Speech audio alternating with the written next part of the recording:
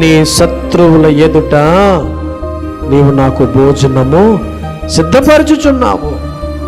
ఈరోజు నీ శత్రువులను ఆయన శత్రు భయము నుంచి ఆయనని విడిపిస్తాడు. ఆయన అంటున్నాడు, ఒకవేళ నువ్వు నన్ను ఆరాధిస్తే, ఒకవేళ నువ్వు నన్ను అడాప్ట్ చేసుకుంటే, ఒకవేళ నీలో నన్ను ప్రతిష్ఠించుకుంటే నీ శత్రువులే నా శత్రువులు అంట, నీ మాటే నా మాట అంటున్నాడు. నా ప్రియమైనటువంటి వాళ్ళరా, శత్రు భయము లేకుండా ఇశ్రాయేలీయులు ఏం చేశారనంటే ఎర్ర సముద్రమును దాటిపోయారు.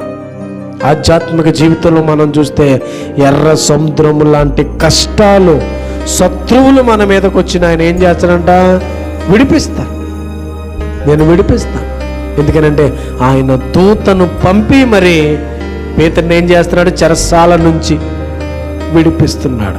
సంఖ్యలతో బంధించబడి ఉన్నాడు, ఆ సంఖ్యలను సైతము ఊడదీసి దేవుడు అతనిని విడిపిస్తా ఉన్నాడు.